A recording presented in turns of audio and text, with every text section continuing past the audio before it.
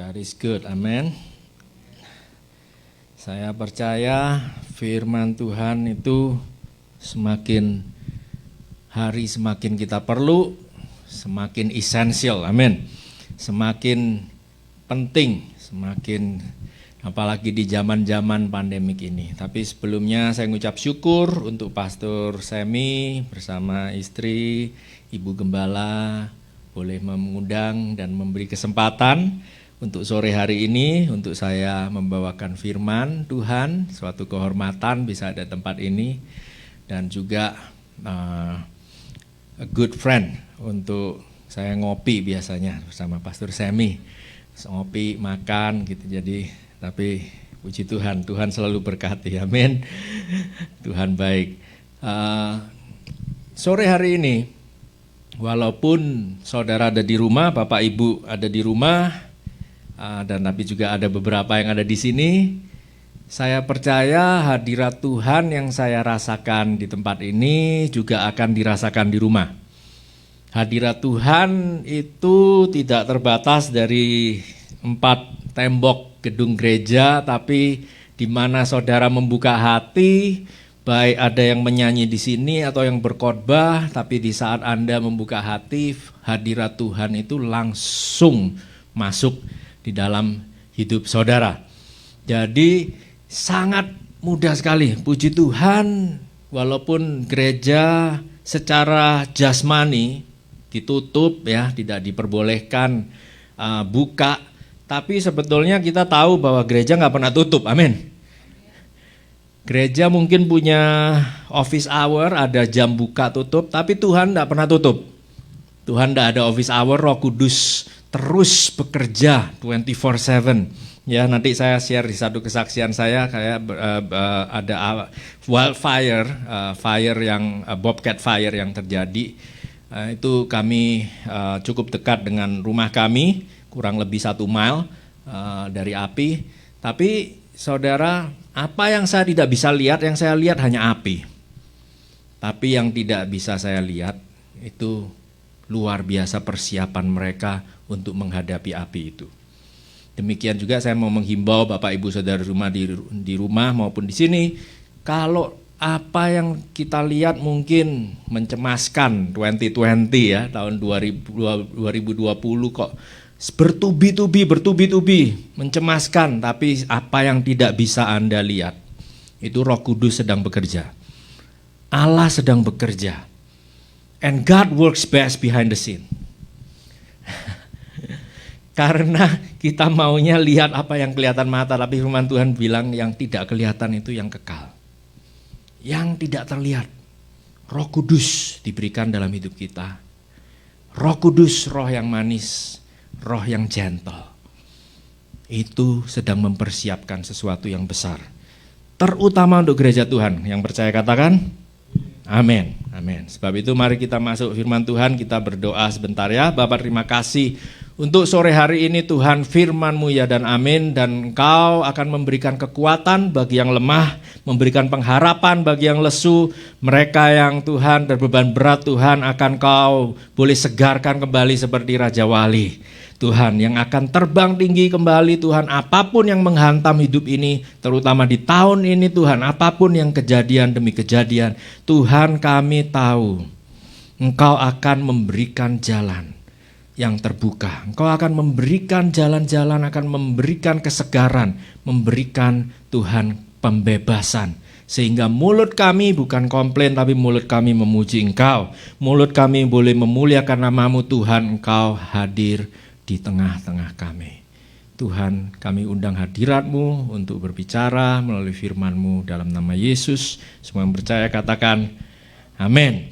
Karena saya tidak bisa dengar saudara Bapak Ibu yang ada di rumah kata aminnya, jadi yang ada di sini aminnya harus 10 kali lipat lebih kencang, amin. Haleluya. Sampai kedengeran di Facebook atau di YouTube-nya ya, amin. Puji Tuhan. Nah, ya, istri saya aminnya kencang, yes. Habis makan kenyang berarti itu. Firman Tuhan kita buka sore hari ini, yaitu di kitab Matius pasal yang ke-25. Amin, bekerja dengan luar biasa. Saya katakan ini karena lagi musim api jadi ikut-ikutan ya, namanya judulnya Consuming Fire, atau sebetulnya kalau bahasa Indonesianya lebih sopan ya, pelita yang menyala ya, lebih sopan, nggak kayak api yang wild begitu ya. Tapi saya ingin kupas sedikit dari perikop ini, yaitu saudara mungkin sudah tahu kalau bicara pelita, mungkin saudara sudah pernah baca perumpamaan untuk gadis yang bijaksana dan gadis yang bodoh ya di firman Tuhan. Saya percaya Pastor Semi belakangan ini memberikan pengajaran yang sangat luar biasa bahwa kita jangan forsake the gathering of the believer, persekutuan orang-orang kudus. Apa pentingnya fellowship, persekutuan? Amin.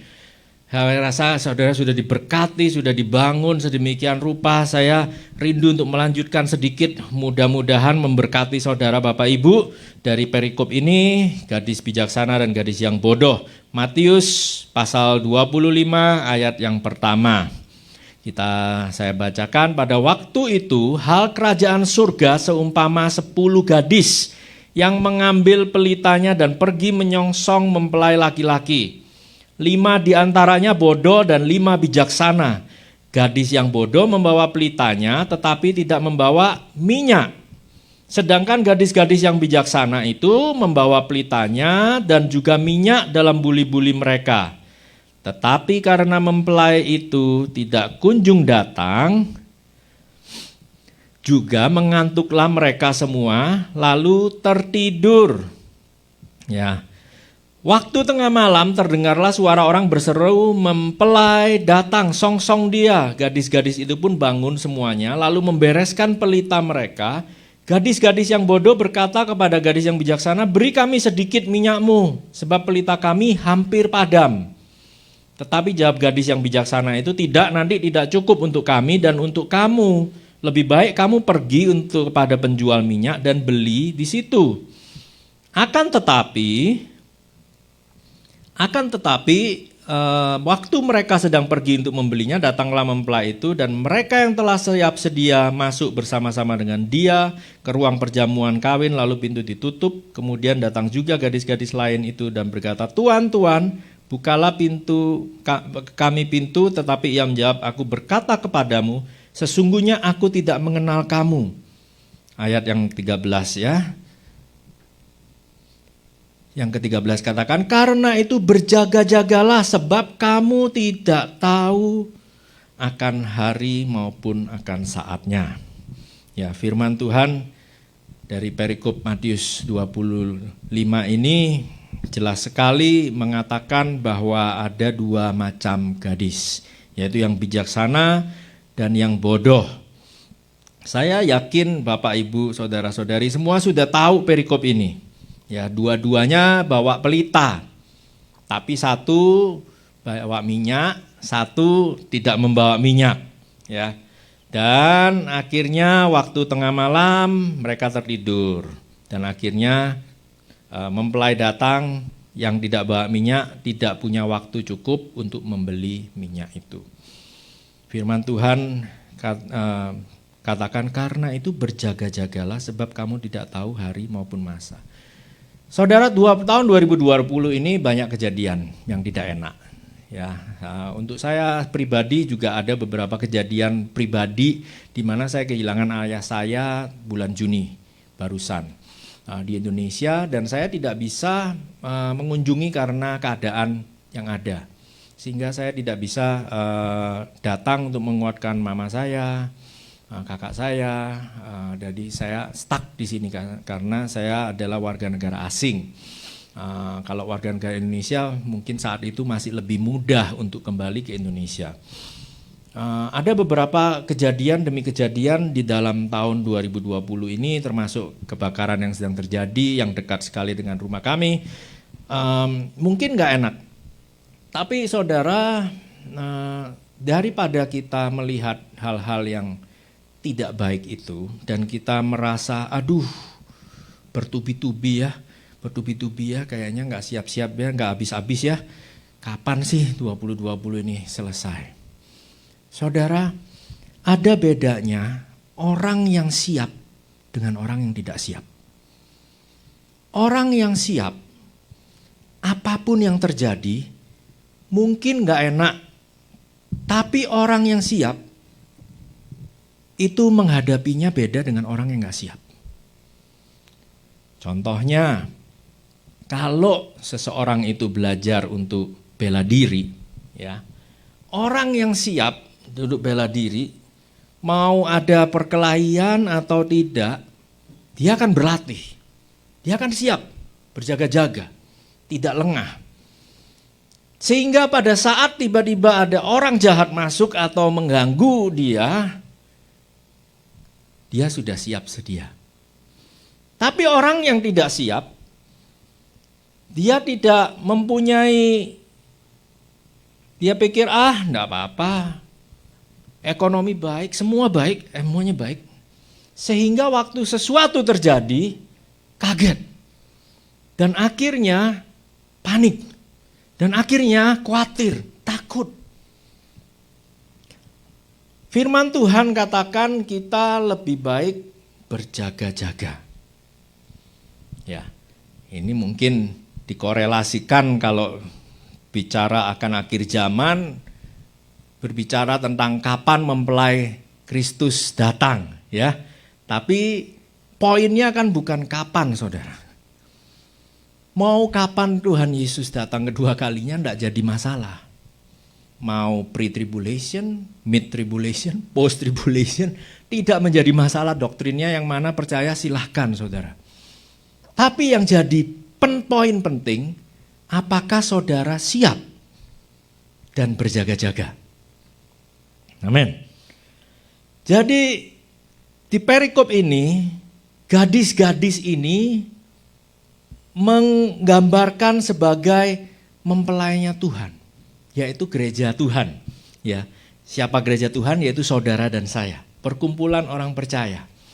Ya, rencana Tuhan itu tidak pernah berubah, saudara. Dari dahulu sampai sekarang, tidak pernah berubah. Mau ada COVID, tidak ada COVID, Tuhan itu tidak akan punya backup plan. Rencana Tuhan itu dahsyat dari awal sampai habis. Besar rencana Tuhan untuk saudara dan saya dari awal sampai habis. Mata Tuhan dari pertama tertuju pada bangsa pilihannya, yaitu Israel di Perjanjian Lama. Dan saat ini mata Tuhan tertuju kepada saudara dan saya, umat pilihannya. Amin. Di 1 Petrus 2 ayat 9, kita ini imamat yang rajani, pilihan. Amin. Jadi firman Tuhan itu tetap.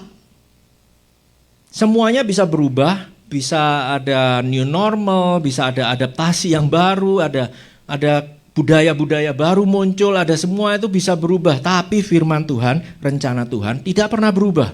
Tetap dari pertama sampai akhir.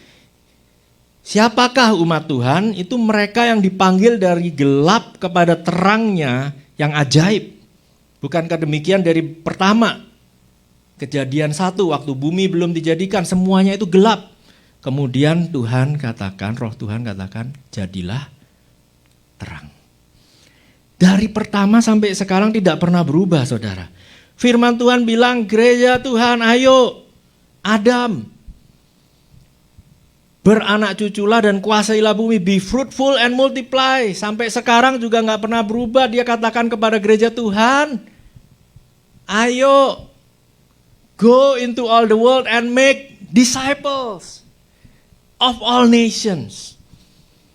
Kuasai bumi, make disciples, jadikan segala bangsa muridku. Tidak berubah. Tapi di waktu yang gelap, di waktu tengah malam, menurut perikop itu mereka semua tertidur. Termasuk kita, tertidur mungkin. Tertidur maksudnya siapa yang tertidur? Gereja Tuhan seringkali bisa tertidur. Saudara, terutama di masa-masa pandemik ini, gereja yang tidak siap akan tertidur. Karena apa? Aduh, mau persekutuan doa enggak bisa, ya sudahlah. Oh, mau ini enggak bisa, ya udahlah.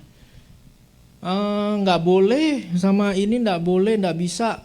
Nggak bisa nyembah Tuhan, nggak bisa ini. Jangan terkecoh. Amin, saudara. Sebab eklesia itu sebuah umat yang dipanggil keluar, bukan masuk ke dalam gedung. Amin. Justru di masa pandemik ini seharusnya gereja Tuhan semakin berkembang. Saya melihat di masa pandemik ini, setiap orang yang saudara temui, siapapun mereka, baik ranking tinggi, ranking rendah, orang penting, tidak penting, kaya, miskin, semua mempunyai pergumulan, saudara. Semua punya masalah. Setiap orang punya masalah, apalagi di masa pandemik ini semakin banyak mereka yang memerlukan Tuhan. Makin banyak mereka yang memerlukan saudara dan saya untuk dipanggil keluar. Sebab itu firman Tuhan bilang berjaga-jagalah.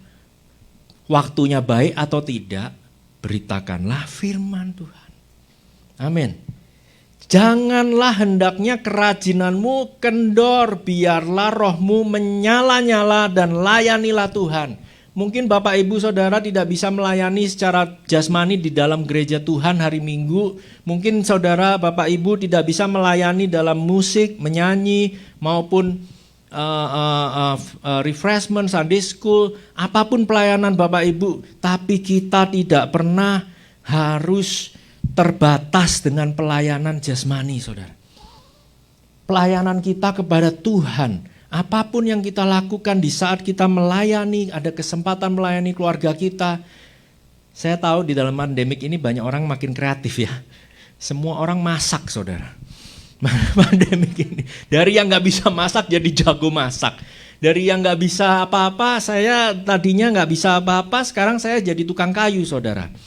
Suka bikin-bikin di rumah, bener-benerin di rumah. Saya ambil kayu-kayu bekas, saya ambil furniture bekas yang dibuang orang di pinggir jalan, saya ambil, saya refresh lagi, saya jadikan bangku lagi, saya jadi kayak Tuhan Yesus, saudara. At least jabatannya, pekerjaannya jadi mirip Tuhan Yesus lah, at least walau karakternya masih jauh di sana. Amin. Tapi pekerjaannya sudah mirip, jadi tukang kayu. Amin. Sebab itu saudara, kita di masa pandemik ini mungkin tidak bisa melayani secara jasmani, tapi layanilah Tuhan. Doakan tetangga saudara. Amin. Doakan keluarga saudara. Mungkin gak bisa ketemu mereka yang udah berlanjut usia, mungkin lebih takut ya. Nah kalau kita datang kunjungin, ya ada banyak cara luar biasa yang Tuhan akan ini, telepon, doakan tante, om ya. Kita layanin karena mereka punya kebutuhan. Mereka punya kebutuhan. Yang muda, yang tadinya sangat bersosialisasi harus diam di rumah, bisa depresi saudara. Sebab itu firman Tuhan tapi ingatkan kita, jangan kerajinan kita kendor. Makin banyak orang di sana semakin perlu encouragement saudara dan saya. Apa yang saudara katakan akan membentuk sifat dan tingkah laku mereka. Waktu kita komplain mereka akan semakin down, tapi waktu kita memuji Tuhan mereka akan semakin terangkat. Mereka akan semakin memiliki pengharapan. Itulah pelayanan kita saudara. Menjadi terang di tengah kegelapan ini. Amin. Amin. Jadi waktu tengah malam, firman Tuhan perikop Matius 25 itu. Walaupun malam itu gelap, walaupun malam itu sunyi ya, enggak apa-apa. Semua di dalam hidup ini, di dalam kitab Pengkhotbah dibilang semua itu ada masanya, ada waktunya. Kalau ada malam berarti pagi akan datang. Amin. Though the sorrow may last for the night. Walaupun kita bukan akan menangis selama malam ini, tapi morning is coming. Amin. Ada matahari yang akan terbit lagi. Amin. Maka itu kita harus mengucap syukur. Bahkan langit yang biru pun kita mengucap syukur saudara. Minggu lalu langitnya itu surem. Semuanya kita harus syukurin, hal-hal kecil, hal-hal besar ya. Kita belajar mensyukuri, ada masa untuk berduka, saya kehilangan ayah saya. Ada masa untuk melahirkan, orang yang melahirkan ya, seperti baby Archer, lucu sekali ya. Ada masanya kita happy, ada masanya kita akan berduka. Di dalam hidup ini ada siklusnya. Mau kita ikut Tuhan, gak ikut Tuhan, pasti ada waktu di mana kita akan melewati hal-hal yang gak enak dan hal-hal yang enak. Amin. Tapi kuncinya kita berjaga-jaga, siapkan diri kita. Amin. Bedanya gadis yang bijaksana dan bodoh kita tahu, satu, tidak membawa minyak untuk pelita, ya. Tidak membawa minyak untuk pelita. Yang kedua, tertidur, tidak berjaga-jaga di ayat 5 dan ayat 13 ya. Yang ketiga, lilinnya bukan padam, enggak, tapi hampir padam. Yaitu ayat 8 ya, dikatakan hampir padam. Jadi firman Tuhan bilang kalau suatu api yang redup itu tidak ada gunanya. Panas enggak, dingin enggak. Itu namanya kalau di firman Tuhan dibilang suam-suam kuku ya.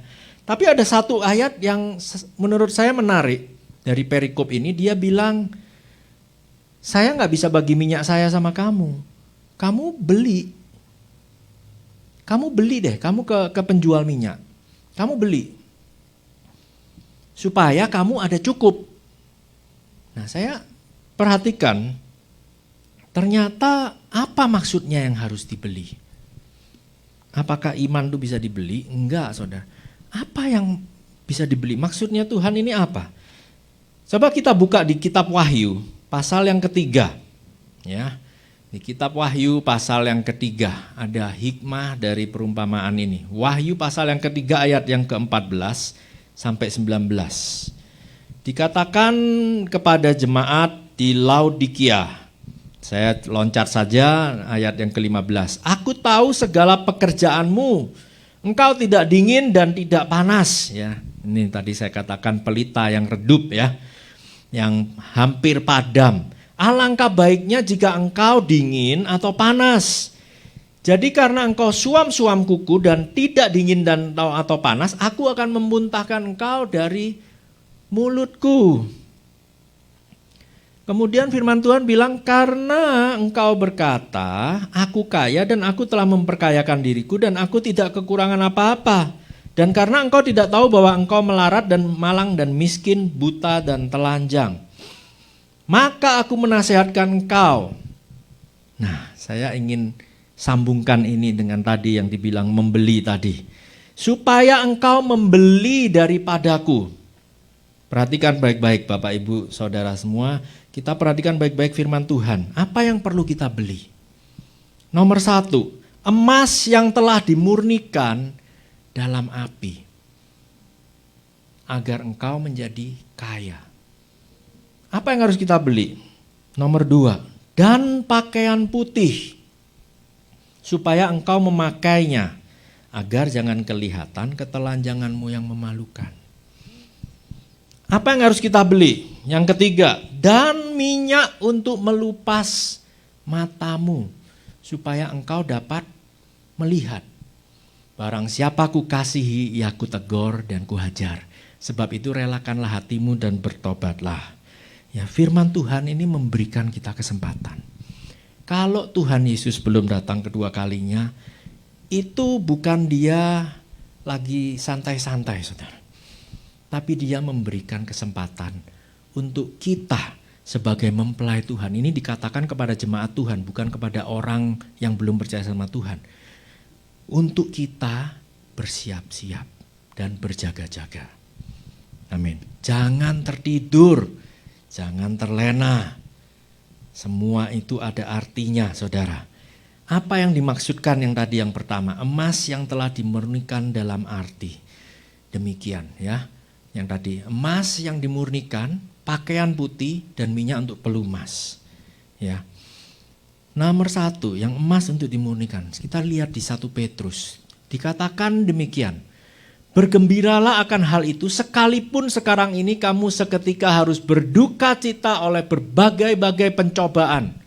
Maksud semuanya itu ialah untuk membuktikan kemurnian imanmu yang jauh lebih tinggi nilainya daripada emas yang fana, yang diuji kemurniannya dengan api. Nomor 1 kita harus membeli apa? Emas yang murni. yang dimurnikan dengan api. Artinya apa? Waktu kita mengalami pencobaan-pencobaan ini, apapun yang saudara alami, baik tahun 2020 maupun tahun-tahun yang sebelum-sebelumnya, saudara, bukan tahunnya saudara. Bukan bad news-nya yang kita harus fokus saudara. Kita harus fokus kepada apa? Kemurnian iman kita. Tuhan izinkan, Tuhan berikan kesempatan melalui banyak pencobaan dan berbagai masalah yang kita hadapi. Ingat, kalau kita ngelihatnya masalah aja gak habis, saudara. Tapi kita lihat ada maksud Tuhan di balik semua itu. Dan di balik semua itu, value-nya, harganya itu lebih tinggi dari emas yang fana, saudara. Amin. Jadi yang pertama itu kita lihat emas yang dimurnikan dengan api. Ya. Yang kedua, cepat saja. Yang perlu kita beli itu pakaian putih. Firman Tuhan di Wahyu pasal 19 ayat 7 dikatakan demikian. Marilah kita bersukacita dan bersorak-sorai dan memuliakan Dia karena hari perkawinan anak domba telah tiba dan pengantinnya telah siap sedia. Ingat, siap sedia. Dan kepadanya dikaruniakan supaya engkau memakai kain lenan halus yang berkilau-kilauan. Dan ya, putih bersih. Nah, dikatakan demikian, lenan halus itu adalah perbuatan-perbuatan yang benar dari orang-orang kudus. Itu yang harus kita pakai.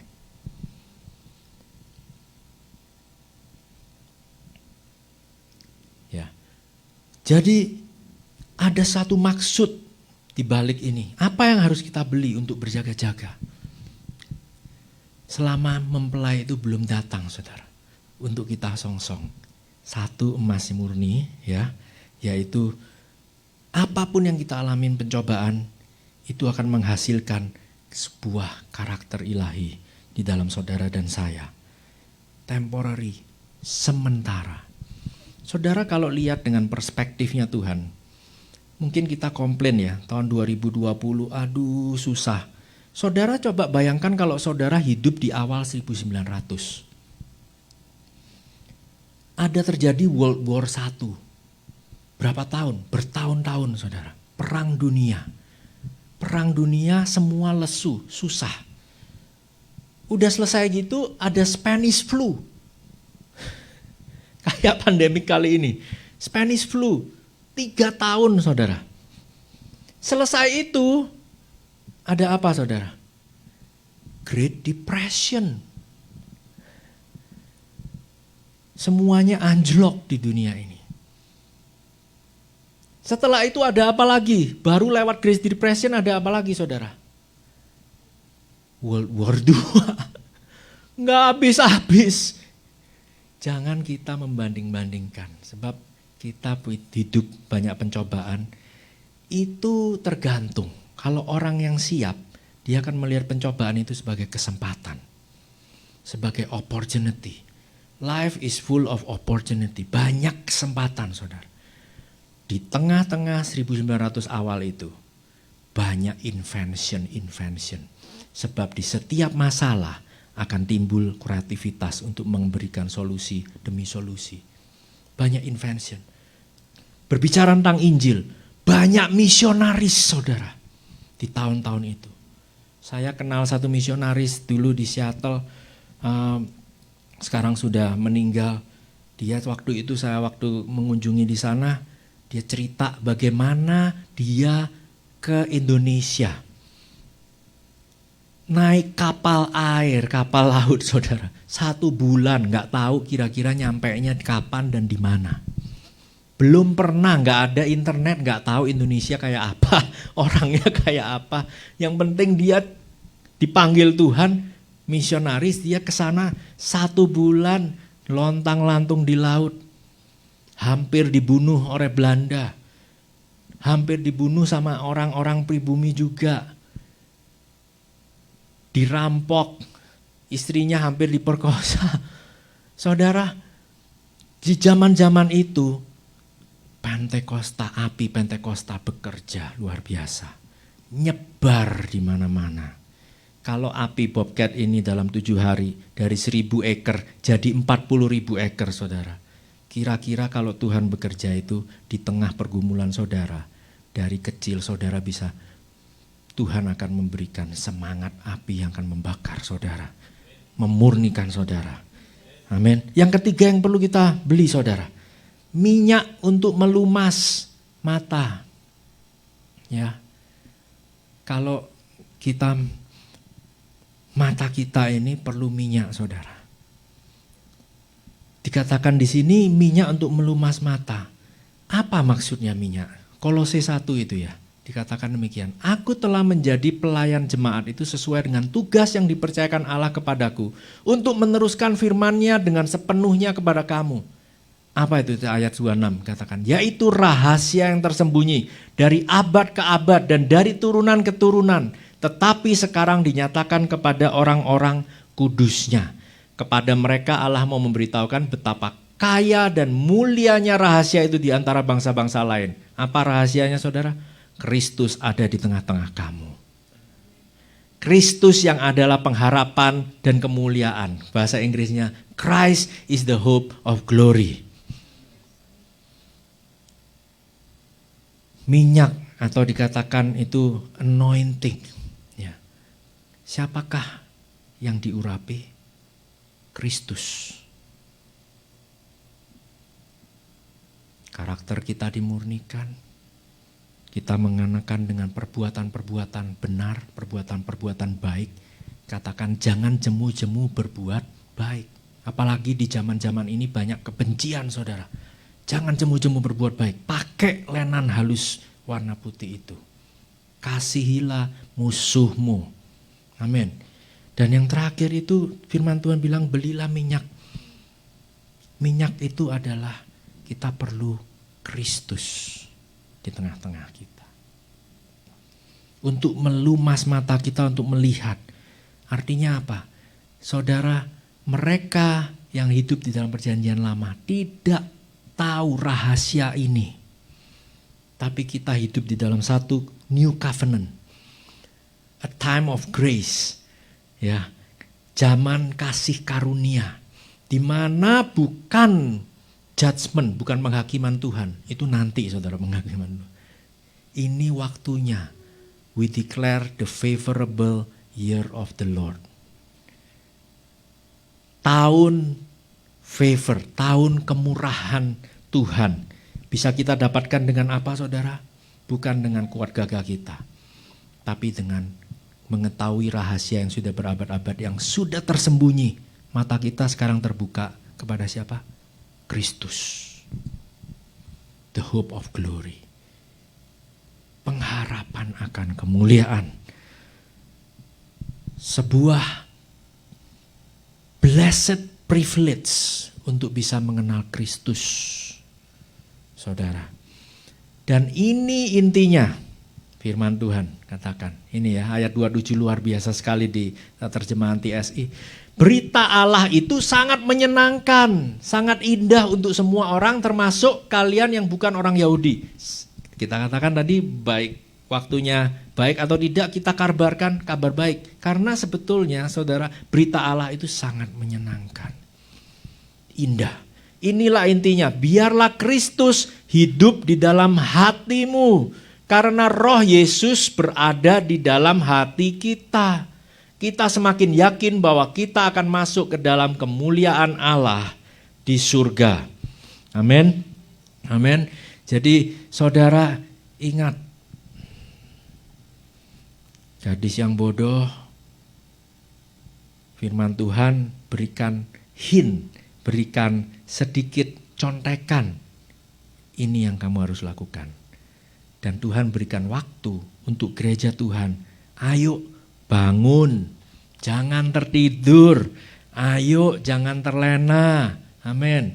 Terus berdoa, terus rajin, giat melayani Tuhan. Roh menyala-nyala. Amin. Sebab apa? Berita Allah itu menyenangkan sekali. It is good and it is great kalau kita, firman Tuhan bilang apa? Aku bersuka cita ketika mereka berkata, ayo pergi ke rumah Tuhan. Make sure walaupun online di rumah, kita ada semangatnya, ada sukacitanya, seneng. Akhirnya hari Minggu, akhirnya Pastor Semi akan khotbah. Pastor Semi itu luar biasa saudara, tiap hari itu T180, amin. Tiap hari itu yang ngerekam istrinya bukan itu. Luar biasa itu ya, Pastor Seminya luar biasa, istrinya luarnya double lebih luar biasa lagi ya. Dahsyat amin, yang ngerekamin yang iniin ya, post terus di Facebooknya, waduh luar biasa. Every single day. Saya rasa saya nggak bisa begitu. Itu perlu komitmen dan dedikasi benar-benar. Tapi itu saudara, kalau kita memberitakan Injil nggak ada, aduh break dulu deh, cuti dulu deh, nggak ada saudara. Gereja cuti dulu deh, nggak ada. Gereja tutup dulu, nggak ada saudara.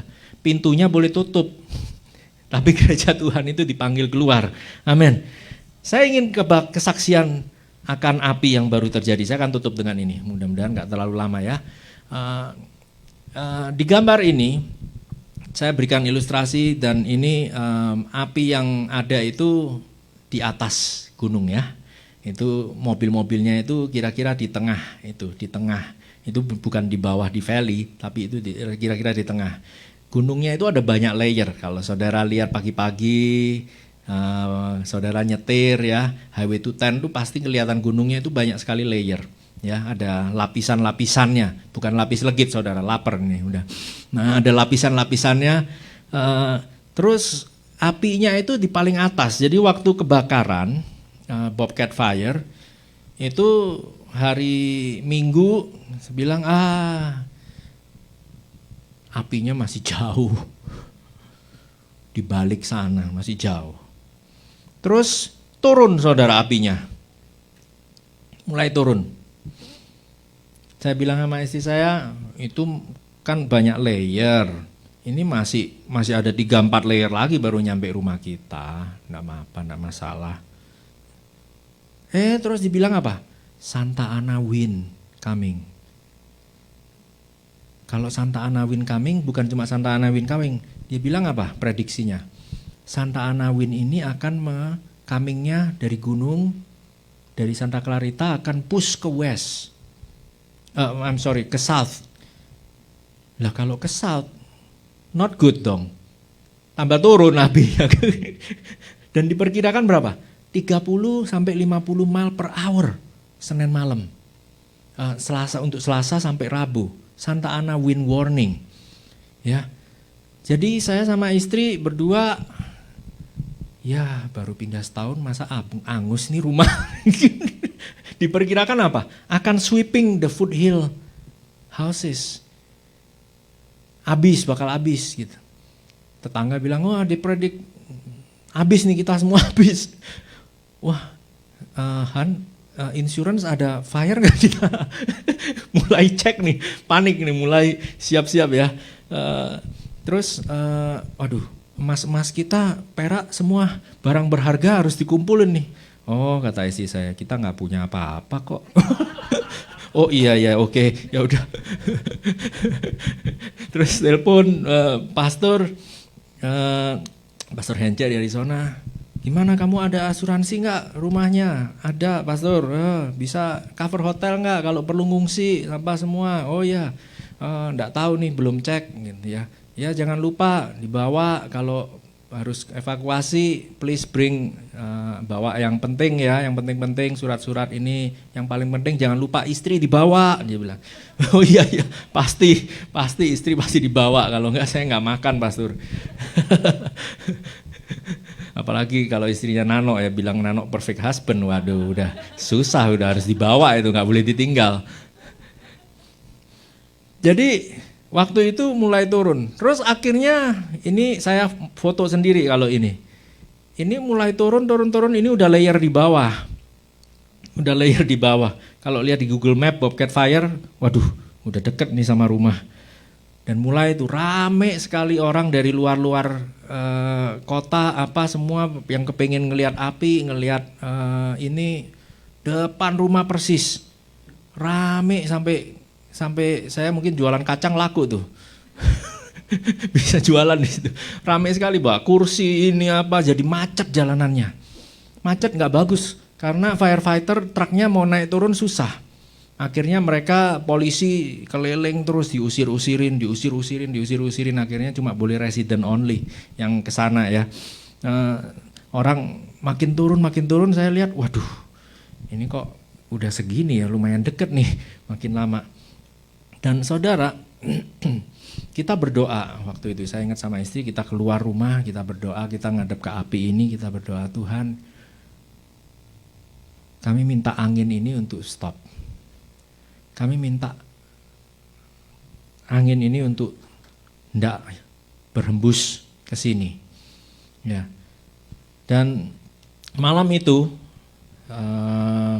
kami akhirnya tidur dengan tenang, nyenyak sekali saudara tidurnya. Bangun seger ya, kita pikir wah gimana nih, gimana kita lihat apinya gimana.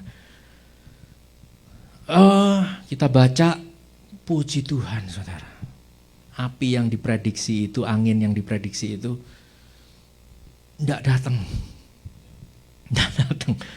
It's not blowing our way. Ya.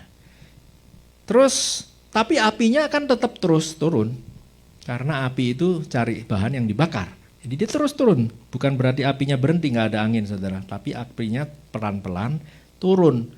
Dan akhirnya sampai kira-kira itu rumah saya saudara, jadi saudara sudah tahu rumah saya di mana, lain kali kalau mau mampir silahkan. Turun tuh sampai kira-kira udah hampir 1 mile. Ya udah kira-kira hampir 1 mile di situ, saya pikir waduh deket juga ya. Bau asapnya cukup kencang, udah masuk ke dalam rumah baunya, dan saya ada alergi juga ya, asap segala macam, jadi saya susah napas, susah tidur. Akhirnya kita decide untuk pergi ke rumah teman, kebetulan kosong, cuma 6 menit dari sini saudara rumahnya. Kebetulan, puji Tuhan. Waktu itu apinya sudah makin turun saudara. Sampai, tapi lucunya begini, hati kami tenang.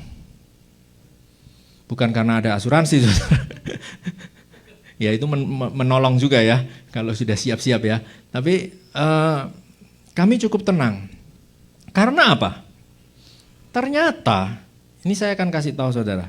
Ternyata, walaupun saya tadi di awal khotbah saya bilang, kalau kita lihat api mah takut kita. Tapi kalau kita nggak tahu apa yang tidak kita lihat, apa yang tidak saya lihat waktu itu. Ada 9 earth movers yang sudah bekerja. Earth mover itu tujuannya untuk apa saudara? Dia ada 2, satu dia menggiling semuanya untuk membuat jalanan, ya menghabiskan semua buses-buses itu. Satu yang truk di belakangnya itu satu untuk menggali itunya semua untuk ditaruh di dam di tempat lain. Jadi kalau saudara nggak tahu earth mover ya, saya pernah ke sekolah earth mover, maksudnya construction school. Bukan saya jadi murid sana, tapi saya ada teman yang punya construction school ya, crane gitu ini. Saudara tahu earth mover itu rodanya itu lebih tinggi dari saya saudara. Gede sekali, lebih tinggi dari saya. Jadi saudara bukan main-main ya, mereka itu sudah mempersiapkan apa yang kita lihat, udah disiapkan ternyata, udah ada siapannya. Ada 800 kru lebih yang bekerja di sana. Handpick itu membebat semua semak-semak semua itu dibersihkan semua. Ada ada lebih dari 80 fire engine, fire truck, banyak sekali. Ya, jadi mereka sudah siap punya line. Dan lebih dari itu, ini saya foto juga dari depan rumah persis. Pesawatnya itu luar biasa saudara. Saya pertama kali nih ngelihat jarak dekat. Ya pesawat itu dekat sekali. Pesawatnya ini bukan pesawat kecil saudara, bukan small airplane gitu ya yang turbin, bukan. Ini segede commercial airline saudara, gede banget. Dan saya ngelihat ada pesawat yang kecil putar-putar, helikopter putar-putar. Tujuannya apa? Yang kecil ini scouting, memata-matai bagaimana pergerakan apinya ini semua. Dan yang besar ini apa? Nunggu. Waktu yang kecil sudah tahu landscape, terrainnya, bukit-bukitnya gimana. Yang kecil ini memimpin yang besar. Terus dia melakukan manuver turun ke hill, mengarah persis kayak mau nabrak saya saudara.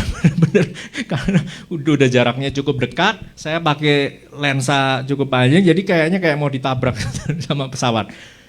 Menukik turun, Dekat sekali dia, nukiknya itu hebat sekali. Jadi yang kecil mempersiapkan jalan, dia jalan, dia kasih asap putih. Dan yang besar ini mengikuti asap putih itu jalurnya. Dia taburkan fire retardant, ya, yang warna merah-merah itu. Jadi di satu sisi saya perhatikan demikian, yang bisa saya ambil hikmahnya, saudara. Walaupun kita tidak bisa melihat di mana Tuhan, mana jawabannya Tuhan. Apa sih Tuhan, kok apinya sudah segede ini, pencobaannya, pergumulannya, masalahnya udah gede begini. Yang saudara nggak bisa lihat itu, Roh Kudus mempersiapkan jalan untuk melindungi saudara dan saya. Tuhan selalu akan melindungi, tidak pernah meninggalkan saudara dan saya. Dia setia, Allah yang setia. Amin. Dia Allah yang setia, saudara. Saya ingin bagikan itu hikmat yang saya dapatkan dari kesaksian saya itu, tapi saya ingin bagikan korelasi dengan perikop Matius 25 ini. Api yang redup. Saya melihat api, bukan api yang redup, saudara. Minggu lalu saya melihat api yang menyala. Dan api yang menyala itu susah sekali dibendung, saudara. Saya ingin kita, walaupun contohnya kurang baik ya, wildfire. Tapi saudara, saya ingin kita menjadi api pelita yang menyala. Jangan redup. Gereja Tuhan menjadi pelita yang menyala, yang hidup. Jangan redup. Ya. 3 hal yang dilakukan firefighter itu untuk fighting the fire. Ya, ini konsepnya api. Api ini kalau ada 3 ini, salah satu dimatikan, api itu akan mati. Nomor 1, oksigen. Makanya saudara kalau kebakaran di panci itu, frying pan, saudara tutup aja, mati dia apinya. Kenapa? Run out of oxygen. Ya. Yang kedua itu heat, panas, unsur panas. Makanya kalau cuaca panas itu lebih gampang kebakar. Unsur panas itu ada. Makanya kita siram air, api, candle ini, lilin ini, kalau kita siram air, itu kita mengambil unsur panasnya hilang, jadi dia mati. Kalau saya tutup, dia mati karena nggak ada unsur oksigen. Saudara mengerti ini ya. Dan kalau candle ini udah habis, tidak ada lagi yang dibakar, dia nggak ada fuel. Ada 3 ini, oksigen, heat, dan fuel. Saudara, iblis ingin mematikan api dari gereja Tuhan. Yang dia akan lakukan adalah membunuh oksigen. Apa oksigen? Apa sih napas orang kudus? Doa, hubungan dengan Tuhan, pembacaan firman Tuhan. Saudara, selama pandemik ini bukan hal yang mudah untuk saya. Ada masanya saya jadi layback, jadi males-malesan, di rumah terus berbulan-bulan, ya, jadi layback. Tapi terus Tuhan ingatkan, berjaga-jagalah, jangan redup. Merubah satu habit, kebiasaan itu nggak gampang. Jadi saya merubah kebiasaan saya dengan satu perubahan kecil saja. Saya akan selalu membuka Bible app setiap hari, kecil, ya. Baca 1-2 ayat untuk menguatkan. Kemudian saya mulai tambah lagi kebiasaan yang kedua. Apa? Setiap hari saya akan mendengarkan firman Tuhan selama 20 menit. Saudara, banyak sekali fasilitas online. Banyak sekali firman Tuhan yang luar biasa di sana. Kalau saudara sibuk, di mobil pasanglah. Jangan redup. Amin. Jangan sampai kita nggak bisa napas. Yang kedua, panas. Api kalau nggak ada panas tidak akan membakar. Saudara, biarkan rohmu menyala-nyala dan melayani Tuhan. Yang iblis mau lakukan lagi menghabiskan apa? Bahan, fuel. Tubuh saudara dan saya ini adalah bait Roh Kudus. Dan Tuhan mencari mata Tuhan, mencari menjelajahi seluruh bumi ini untuk mencari ada orang-orang yang mau berdiri di atas tembok. Cari apa saudara? Fuel. Roh Kudus sudah siap membakar. Maukah saudara menjadi fuel? Buat apa jadi fuel untuk hal-hal yang fana di luar sana saudara? Yang dilakukan membakar-bakar riot, looting, violence, hate. Sedangkan Tuhan mengajak kita sebagai gereja Tuhan. Ada api, yaitu api Tuhan. Api Tuhan itu a consuming fire, firman Tuhan katakan. A consuming fire, saudara. Api yang tidak bisa padam. Di Keluaran 24 dikatakan, the sight of the glory of God. Kemuliaan Tuhan itu seperti api yang menyala. Dan saudara dan saya, ada Kristus di tengah kita, di hati kita. Christ is the hope of glory. Kristus adalah pengharapan akan kemuliaan.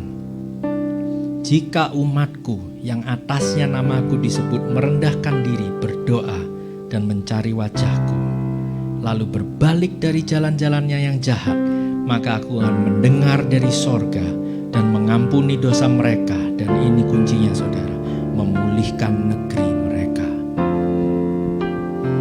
Kuncinya bukan di politik sana, kuncinya bukan di COVID vaksin, bukan. Kuncinya di gereja Tuhan, di umat Tuhan.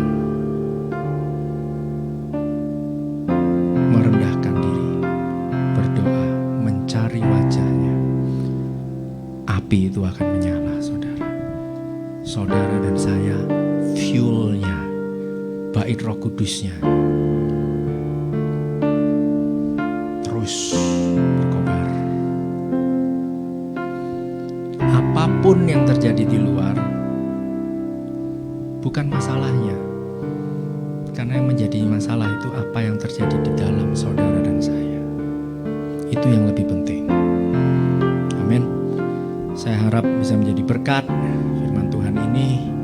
Saya mengucap syukur sekali lagi untuk kesempatan yang diberikan. Biar ini membangun gereja Tuhan, membangun hidup saya, membangun diri saya. Mulai dari yang kecil saudara. Tidak perlu muluk-muluk. Banyak kesempatan untuk menjadi berkat di luar sana. Tuhan Yesus memberkati.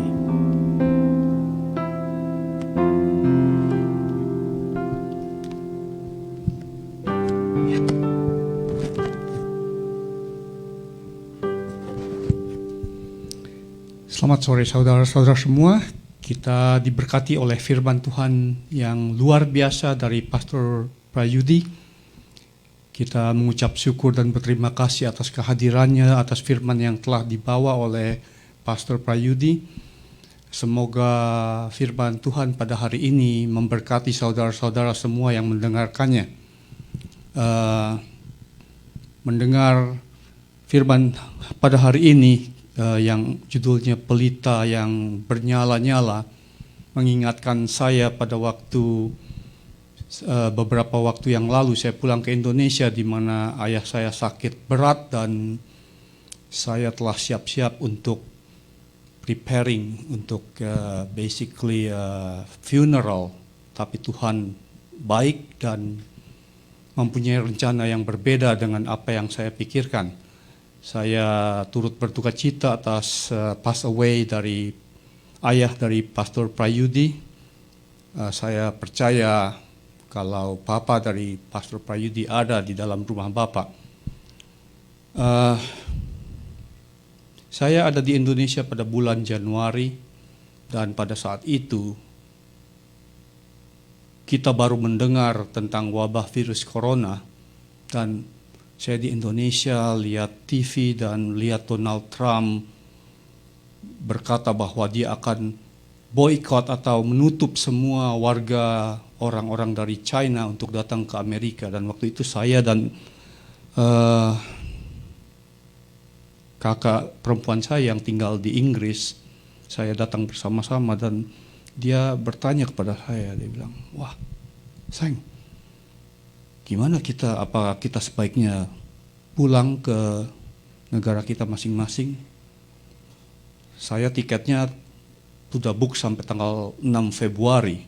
Jadinya, saya bilang, no, I'm going to stay. Dan dia bilang, kamu nggak takut? Dan saya bilang, no. Dan saya ingat pertanyaan kakak saya itu, dia bilang, why you are so chill? How make you so chill? Dan saya bilang, well, seperti yang firman Tuhan bilang pada hari ini, seperti gadis-gadis yang berjaga-jaga dan tidak berjaga-jaga, atau yang dibilang bodoh. Kita sebagai umat Tuhan harus selalu berjaga-jaga. Berjaga-jaga kalau kita dipanggil Tuhan, berjaga-jaga di dalam segala keadaan COVID-19 ataupun apapun juga. Dan begitu kakak saya tanya, kamu nggak takut? Saya bilang, no. What can happen to me? Dalam hati saya, the worst thing can happen to me is Tuhan memanggil saya. Dan saya percaya di dalam Alkitab dikatakan kematian itu adalah kemenangan. Jadinya saya bilang, well, di dalam Alkitab dikatakan apa yang kamu takutkan itu yang membunuh kamu. So, I'm not afraid. Jadi saya tetap pulang tanggal 6 Februari dan nothing happened. Saya berterima kasih kepada Tuhan atas bimbingannya. Dan pada hari ini firman Tuhan mengatakan berjaga-jaga, yang artinya kalau dalam bahasa Inggris, be ready. Be ready in anything. Be ready in when He call you, be ready in any circumstances. Dan kita berterima kasih atas firman Tuhan pada hari ini. Dan seperti biasa saya akan memberikan announcement untuk saudara-saudara yang ingin memberikan perpuluhan. Saudara-saudara bisa masuk di dalam faithfulfic@gmail.com dan bisa menggunakan Zelle atau Venmo untuk memberikan perpuluhan. Atau juga saudara-saudara yang ingin memberikan perpuluhan berupa cash atau cek bisa menghubungi saya. Nomor telepon saya tertera di screen saudara-saudara, sehingga saudara-saudara bisa kontak saya. Dan seperti biasa saya juga akan memberikan berupa announcement tentang praying. Kita selalu mengadakan virtual praying every Wednesday and Friday pada jam 8 malam. Dan tiap 2 minggu sekali atau tiap second Saturday, kita mengadakan care group di dalam Zoom pada jam 5 sore. Saya mengundang saudara-saudara untuk ikut dalam care group kita dan bisa menyaksikan firman Tuhan yang dibawakan oleh Pastor Sammy. Seperti biasa saya minta untuk saudara-saudara selalu membawa doa di dalam saudara-saudara untuk kita masing-masing, supaya kita saling mengasihi, saling mendoakan satu sama lain. Jangan lupa untuk membawa doa saudara-saudara untuk gembala kita, Pastor Prayogi, dan untuk Pastor Sammy, supaya mereka dipakai lebih banyak lagi di dalam pelayanan mereka. Bawa juga di dalam doa saudara-saudara untuk negara Amerika yang beberapa saat ini atau 45 hari atau 46 hari akan mengadakan pemilihan presiden. Bawa di dalam doa saudara-saudara untuk supaya negara ini dipakai lebih banyak lagi oleh rancangan-rancangan Tuhan. Bawa juga di dalam doa saudara-saudara untuk negara Indonesia dan negara Israel. Dan selanjutnya saya akan mengundang saudara kita yang sangat faithfully serving this church, saudara Nano dan Afifa, untuk maju ke depan. Karena beberapa hari yang lalu adalah hari ulang tahun dari saudara Stefano Subandi dan juga hari anniversary mereka. Kalau nggak salah yang ke-12. Dan saya juga akan mengundang Ibu Susan untuk datang untuk mendoakan mereka.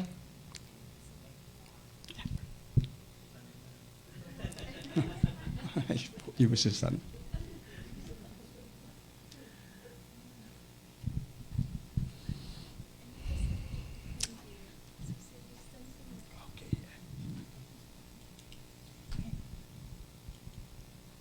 Oke, mari kita berdoa bersama-sama untuk Afifa dan Nano ya.